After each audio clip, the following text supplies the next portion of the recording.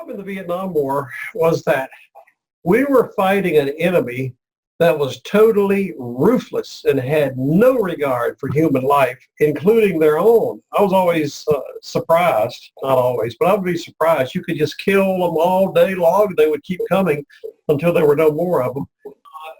So when you fight someone like that, that makes it more difficult. And then, of course, the terrain and everything, and the method of the enemy's methods was like in World War II and Korea and everything, it was a territorial thing. They were trying to take over this, take over South Korea, take over France or Italy or North Africa or Russia.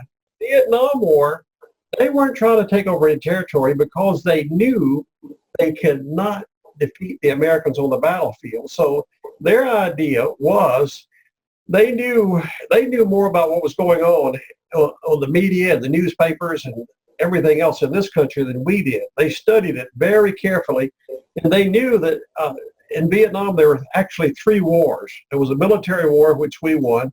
There was a PR war, which they won, and a diplomatic war, which was probably a draw. And they realized the way that they could win the war was to kill as many Americans as possible, because they knew, because we cared about our people dying. They didn't care about territory. They knew that they would be there for the long run, and they just tried to kill as many people as possible. And they said they would do the grab you by the belt buckle technique. We had the bombs and the fighters and the helicopters and the artillery, and they knew that if they were out there, they would be defeated. But if they get in close and like grab them by the belt buckle, get close, kill as many of them as they can, and then they would just go. And that makes it a little more difficult.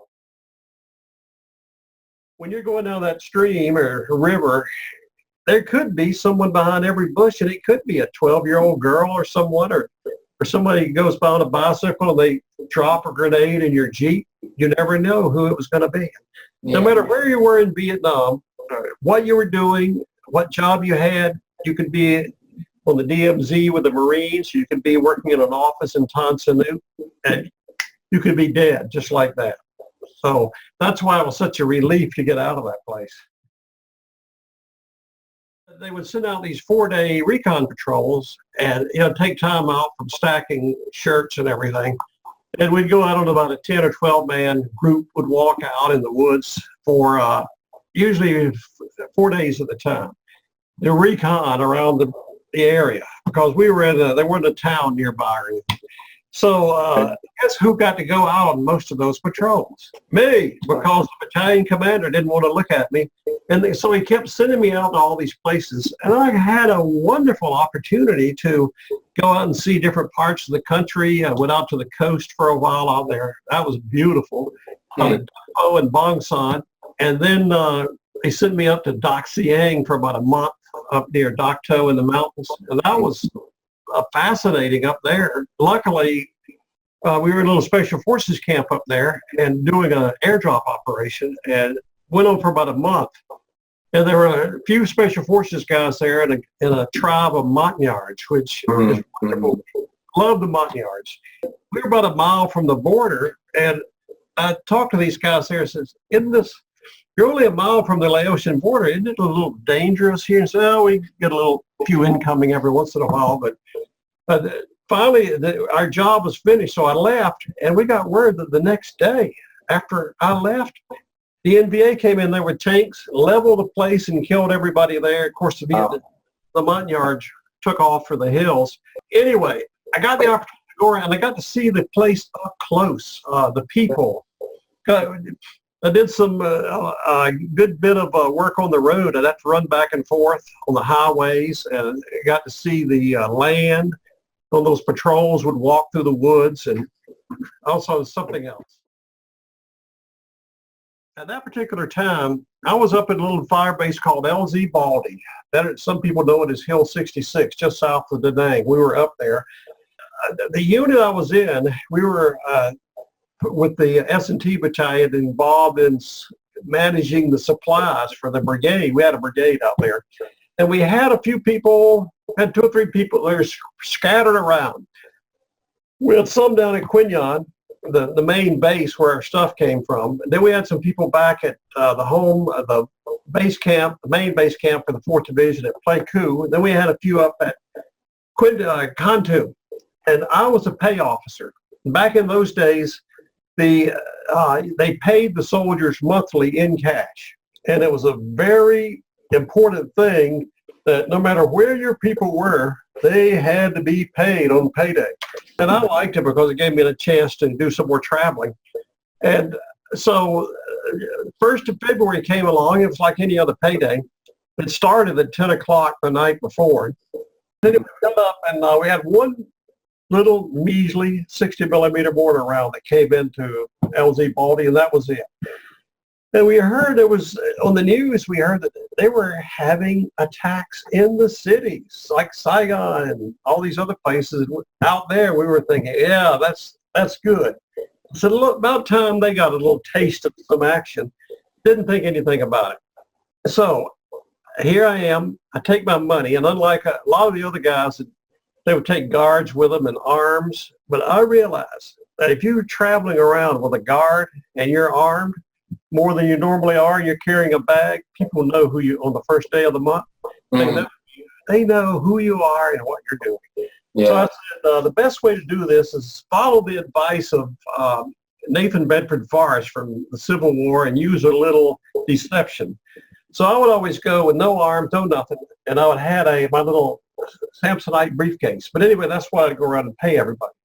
So here we are, 1st of February, the first day of the Tet. Had no idea what was going on.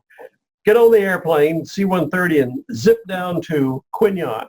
And down at Quinyon, they had an aerial port there where it was always busy. It was like coming and going, people going here and there, military, and the place was always crowded, the reception area. We landed there, go in there, not a soul was in the place. And I said, now this is strange. Nobody's here. Didn't expect a thing, didn't suspect anything. So my contact there, my good buddy James Nakata, Lieutenant Nakata, who was our liaison officer, he would always come over and pick me up. And we'd go take care of the business and tour the town and everything. And that's another reason I like to go down to Quinyon. But on that day, there was nobody in there, nobody behind the counters, nobody. And I said, what is going on? This felt like I was in the Twilight Zone. So I got to the front door, the office entrance where the Jeeps would come and park. And nobody's there, but they had all these machine gun nests set up in front of the airport. And I'm saying, what's going on here? Wow. This is Quinyon. And so I was looking for Lieutenant Nakata. I said, he's not here. Where is he? And he was always sometimes not showing up. So I said, well, screw him. I'll just walk over there. Here there's this battle's going on. So I go, and the people say, you can't go out there. I said, get out of my way. I was a lieutenant. I'm on a mission. So I walk through there, and there's nobody in the street. I take a right 2 blocks down, and I go.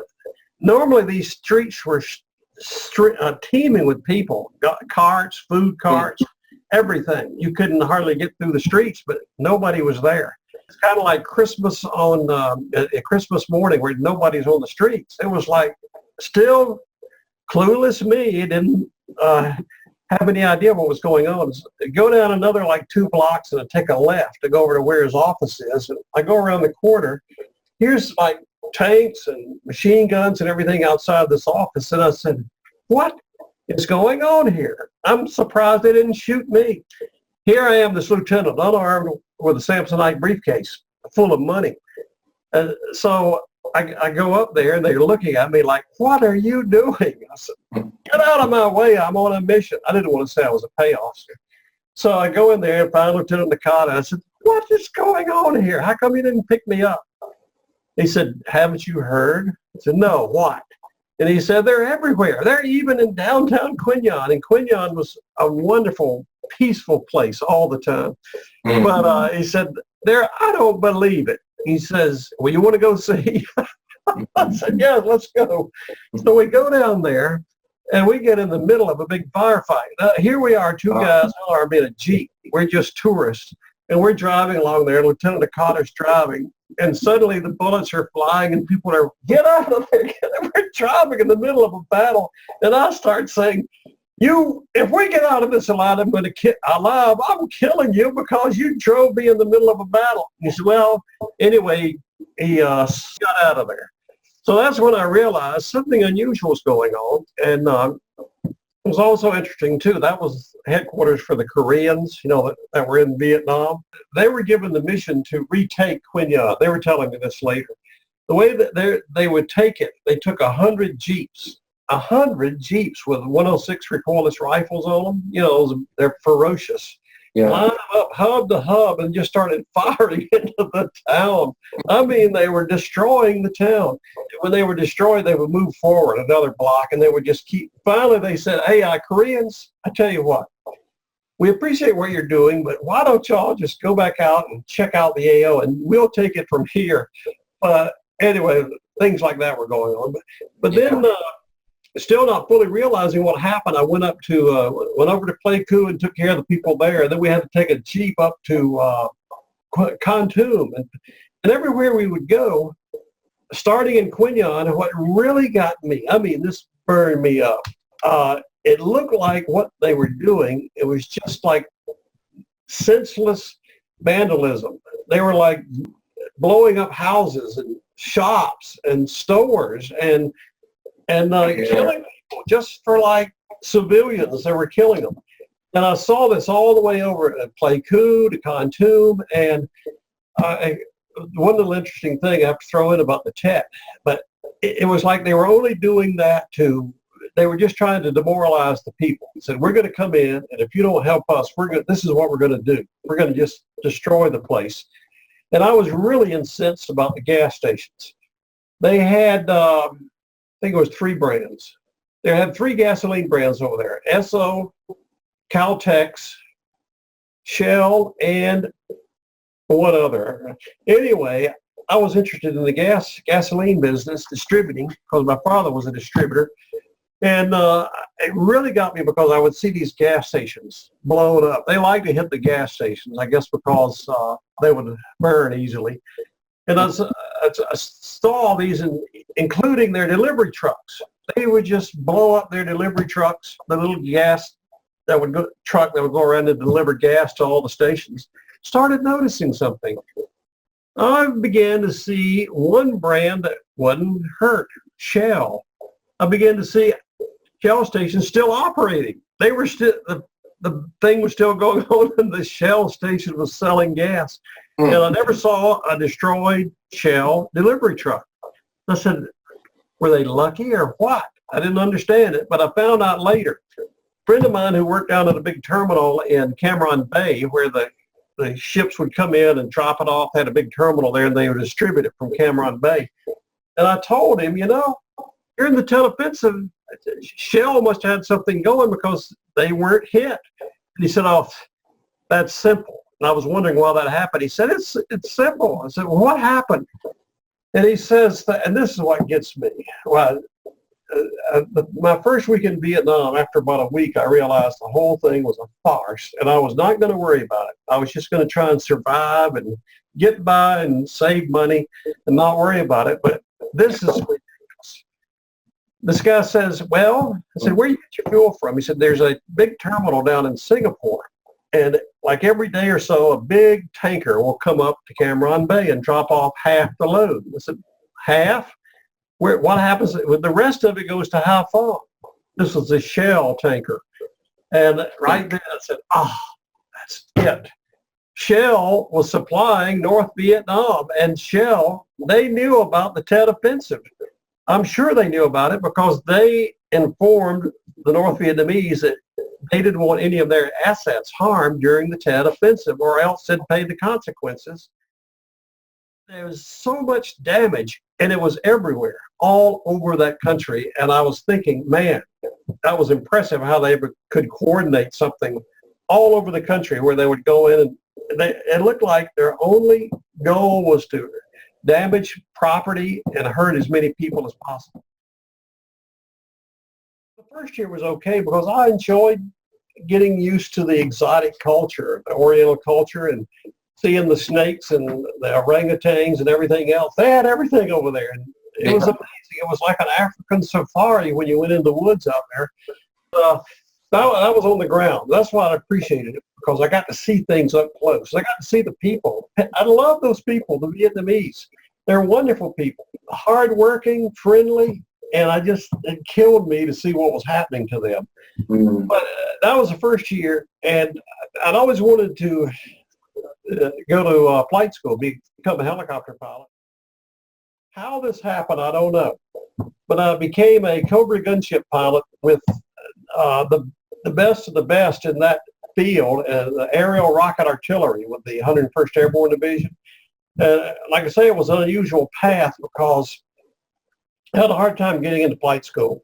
Somehow I got in there, got into school, became a qualified gunship pilot, went over to Vietnam, and with Cobra gunships, there were 3 missions in Vietnam. One of them was the escort. They would go around with the Hueys all day long and fly with them when they go here and fly and sit down and wait 6 hours and do this, a little bit of downtime. Another was the cab guys, the recon. They would take the Cobras with a little helicopter and fly around, a little helicopter like a little bird dog, and fly looking around. And sometimes it would be intense, but there would be periods of just flying around and listening to the radio. But the third mission was aerial rocket artillery. There were 2 divisions over there, the 1st Cav, the 101st, that had this setup where they were in the artillery chain, and so they would give the people on the ground instant response. If an FO needed something in a hurry, he could call up, and he would either, on the same radio with the same headset, he could say, I want the tubes, or I want ARA, and bang, they'd be out there within 2 minutes. And I was able to go in there, and that was good because we didn't have any of this downtime, sitting and waiting and flying here. Whenever we went out on fire missions or LZ preps, it was like when we took off, it was serious business because more than likely someone was going to die. And luckily it was always the other guy. But anyway, that's what I did the second tour, and I really enjoyed it because it was difficult flying those helicopters, and difficult mastering the art of making a rocket go where you aim it.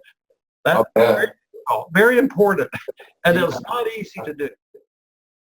First tour, I was based in Pleiku, but went out different places. The second tour, we were up at right near Hue, just south of Hue in Phu Bai. Except for the 6 wonderful weeks we spent out at Khe Sanh on Lam Sam 719. That was kind of exciting because there was a lot going on out there, a lot. The border is a rough place. You don't fly in the DMZ area if you wanted to live long. If you got to be close to the DMZ, they would cover you with a red, I would call it like a red shower curtain of tracers, they're very heavy anti-aircraft fire up there. We didn't go up there too much because there weren't that many, the Marines pulled out, and there weren't that many assets up there real close to the border. Some missions, some of them were humorous, some of them were up there. It was a very intense environment. And I do remember you didn't see this much down in where we were, down around Camp Eagle and everything. You'd see some, but you would see things where aircraft full of people, you could see them blow up. Now that was a sobering thing when you would see that. And you get a lot of occasions where, of course, when you're young, you'll say things like this, but most people would get shook up when they were getting shot at. I guess all the ARA guys are macho, but we would always say, hey, I think there was a lot of anti-aircraft or ground fire out there. Whenever they would shoot at us with the 51 caliber machine guns, they had tracers in them. And what they don't realize, they were reluctant to shoot at Cobras because they knew we could have hurt them. But when you're young, you do crazy things. But we would like it when they would shoot at us because it would be like an ILS glide slope. That's for IFR when you're flying, a glide slope that guides you through the fog. But when those tracers would come at you, you could just go down there and start laying down those rockets. Yeah. It was great when the tracers would be coming up, you would shoot, and then the tracers would stop. Our battery, we were in A battery. We moved out in Toto to Quezon. We lived out there, stayed out there the whole time. We had 2 other batteries in the battalion that would send aircraft out to support us and work, and then they go back at night.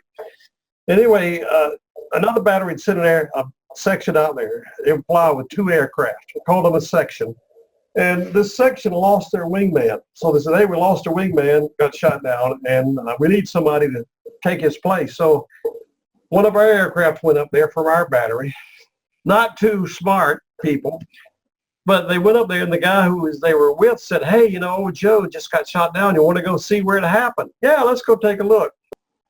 They went down there going low and slow to look at it, and guess what? The people were still there, and they just kind of stitched the aircraft from nose to tail, and one of them got a serious leg, and I don't even know how they got out of there alive, but they did make it out alive.